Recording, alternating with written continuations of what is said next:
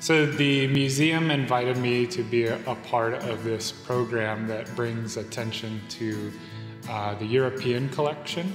So the painting is called The Drunken Cobbler by Jean-Baptiste Greuze, and he's a French painter from the 18th century. The subject matter, of course, is perfect because it is the scene of a cobbler who's come home in a completely inebriated state.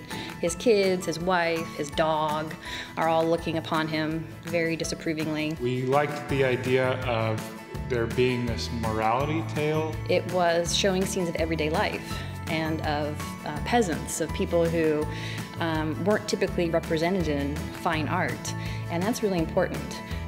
So sort of like beer, which is sort of, a drink of the people, a genre painting was sort of a moment in the history of art where it's very much a painting of the people. The painting was literally taken off the wall here and moved into a safe location, and Leon Fife of Widmer Brothers Brewing swabbed the painting, and we looked for yeast and bacteria that could be used to ferment beer.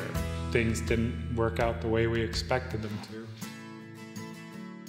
Then we decided to bring in a gallon of unfermented wort into the museum, and unfermented wort is basically beer before it's fermented and before it's boiled with hops.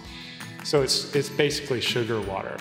We left some in the museum overnight in hopes of some yeast falling into the wort, and we took it to the lab at Widmer again, and again, nothing happened.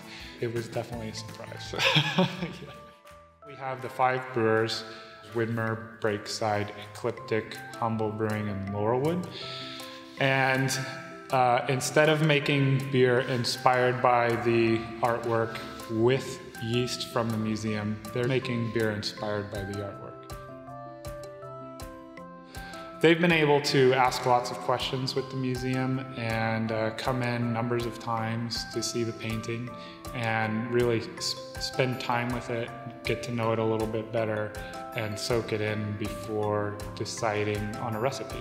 So I get asked the question of why beer a lot, and my interest in the combination of art and beer. I honestly look at beer as a form of art. I think it's a beautiful craft. And I think that a project like Eric's Art and Beer, it not only brings together the craft brew community, but then we all as drinkers, participants, we help fully realize the project. I like to focus on the positive things that beer does, and that's bringing people together over a well-crafted beverage.